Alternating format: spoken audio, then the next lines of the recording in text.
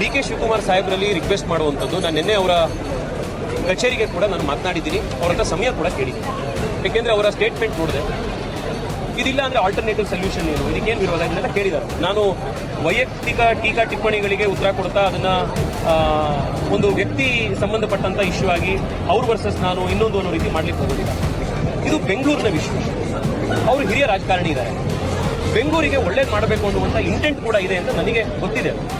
ಆಮೇಲೆ ಸಹಜವಾಗಿ ಅವರು DCM ಬೆಂಗಳೂರು ಇನ್ಚಾರ್ಜ್ ಮಿನಿಸ್ಟರ್ ಇರೋದ್ರಿಂದ ಬೆಂಗಳೂರಿಗೆ ನಾನೇನೋ ನೆಗೆಸಿ ಬಿಡಬೇಕು ಅನ್ನುವಂಥದ್ದು ಕೂಡ ಹಂಬಲ ಅವರಿರುತ್ತೆ. ನಾನು ಅವ್ರ ಹತ್ರ 30 ನಿಮಿಷ ಸಮಯ ಕೇಳಿದ್ದೀನಿ. ಈ ಟನಲ್ ರೋಡ್ ಪ್ರಾಜೆಕ್ಟು ಯಾಕೆ ಬೆಂಗಳೂರಿಗೆ ಒಳ್ಳೇದಲ್ಲ, ಇದಕ್ಕೆ ಯಾಕೆ ಎಲ್ಲ ಎಕ್ಸ್ಪರ್ಟ್ಸ್ಗಳು ಕೂಡ ಇದನ್ನ ವಿರೋಧ ಮಾಡ್ತಾ ಇದ್ದಾರೆ ಅನ್ನೋದನ್ನ ಮನವರಿಕೆ ಮಾಡ್ಕೊಳ್ಳುವಂತ ತಿಳಿಸುವಂತ ಪ್ರಯತ್ನ ಮಾಡ್ತೀವಿ. ನನಗನ್ಸುವಂಥದ್ದು ಏನು ಅಂದರೆ, ಯಾರು ಈ ಕನ್ಸಲ್ಟೆಂಟ್ಸು ಮತ್ತು ಕೆಲವು ಅಧಿಕಾರಿಗಳು ಈ ಪ್ರಾಜೆಕ್ಟ್ನ ಬಗ್ಗೆ ಅವರಿಗೆ ಅಡ್ವೈಸ್ ಮಾಡ್ತಾ ಇದ್ದಾರೆ, ಬಹುಶಃ ಅವರು ಡಿ.ಕೆ. ಶಿವಕುಮಾರ್ ಅವರಿಗೆ ಈ ಟನಲ್ ರೋಡ್ನ ಪ್ರಾಜೆಕ್ಟ್ನ ಕೊರತೆಗಳ ಬಗ್ಗೆ, ಲಿಮಿಟೇಷನ್ಸ್ನ ಬಗ್ಗೆ ಅವ್ರು ಗೈಡೆ ಮಾಡಿದ್ರು, ಅವ್ರ ವಿಷಯನೇ ತಿಳಿಸಿಲ್ಲ.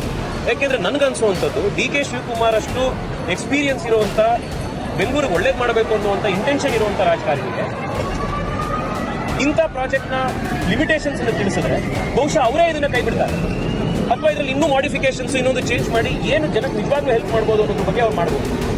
ನಾನು ಅವ್ರ ಹತ್ರ ಸಮಯ ಕೇಳಿದ್ದೀನಿ, ಅವರನ್ನು ಹೋಗಿ ಭೇಟಿ ಮಾಡಿ ಈ ಪ್ರಾಜೆಕ್ಟ್ನ ಬಗ್ಗೆ ಎನ್ವೈರನ್ಮೆಂಟ್ ಆಕ್ಟಿವಿಸ್ಟ್ಗಳಾಗಿರಲಿ, ಅರ್ಬನ್ ಟ್ರಾನ್ಸ್ಪೋರ್ಟ್ ಪ್ಲಾನರ್ಸ್ ಆಗಿರಲಿ, ಯಾಕೆ ಇದನ್ನ ಯಾವ ಕಾರಣಕ್ಕೋಸ್ಕರ ವಿರೋಧ ಮಾಡ್ತಾ ಇದ್ದೀವಿ ಅಂತ ಅವರಿಗೆ ತಿಳಿಸುವಂಥ ಪ್ರಯತ್ನವನ್ನು ನಾವು ಮಾಡ್ತೀವಿ.